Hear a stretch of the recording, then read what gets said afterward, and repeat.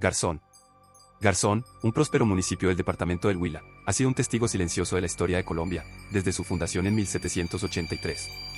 Situado entre los 790 y 900 metros sobre el nivel del mar, su clima cálido, con una temperatura promedio de 24 grados, y su topografía variada que combina zonas llanas y regiones semimontañosas, lo convierten en un lugar privilegiado. A 112 kilómetros de la capital departamental, Garzón es conocido como la capital diocesana del Huila, por haber sido sede de la primera diócesis católica en la región. Con su gente buena, amable y respetuosa, Garzón es sinónimo de paz, tranquilidad y armonía, donde la riqueza espiritual se conjuga con una excelente gastronomía y una abundancia de frutales. Sin embargo, como muchas regiones de Colombia, Garzón también fue tocado por la violencia que sacudió al país en los años 80, el país siendo escenario de momentos trágicos como el asesinato de Rodrigo Lara Bonilla, la toma del Palacio de Justicia o el magnicidio de Luis Carlos Galán marcaron la década, hechos que marcaron profundamente la historia del país. Pacheco el Federal. José Fernando Herrera Pacheco, conocido como el Federal, fue un personaje tan temido como controvertido en el municipio de Garzón, Huila, durante los años 80 y 90. Dragoneante del F2 de la Policía Nacional, fue parte de un grupo élite encargado de mantener el orden, aunque sus métodos y resultados lo pusieron en una delgada línea entre la justicia y el crimen. A él se le atribuyen más de 100 homicidios en lo que muchos llamaron una limpieza social, bajo la sombra de la ley. Un hombre de autoridad. Nacido en La Dorada, Pacheco se forjó en la Escuela Gabriel González del Espinal, donde se graduó como agente de policía. Fue destinado inicialmente a Campo Alegre, pero pronto su destino cambiaría. En Garzón, se unió al temido grupo F2, compuesto por figuras de mano dura como Ricardo Rivadeneira, Ortiz Joya y Pipelón. Pacheco, de 1.90 metros de estatura, trigueño y de cabello castaño, prefería que lo llamaran por su apellido materno, un hombre que se dejó envolver por la sombra de la violencia y la impunidad.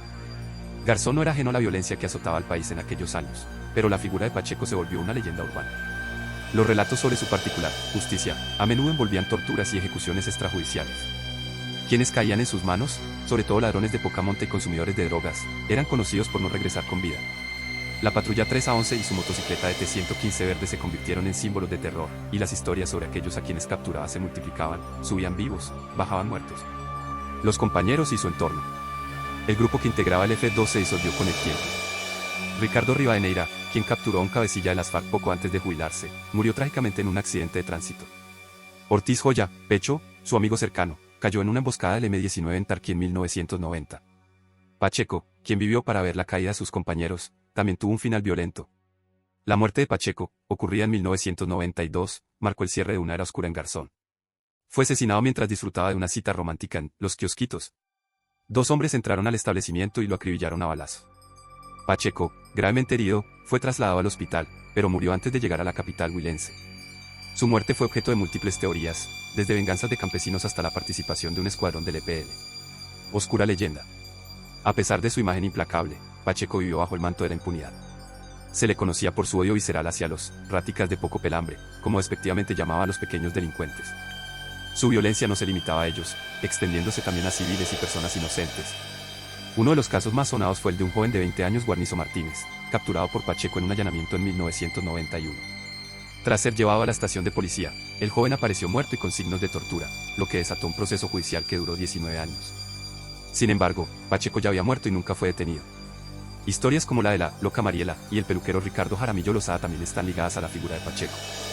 Mariela, una mujer con problemas mentales que vagaba por Garzón, fue encontrada asesinada y torturada tras haber advertido públicamente que Pacheco la mataría. El peluquero, por su parte, fue baleado en su casa, y aunque nunca se pudo probar su implicación, muchos sospechan que Pacheco estuvo detrás de su asesinato, debido a su simpatía con el M-19. Un legado manchado. La figura de José Fernando Herrera Pacheco aún genera controversia en Garzón.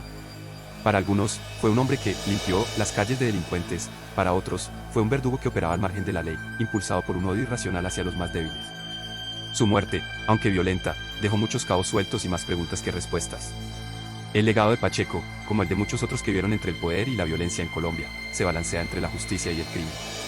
Un hombre que utilizó la ley como excusa para ejercer un control despiadado sobre su entorno, dejando tras de sí una estela de muertes y miedo.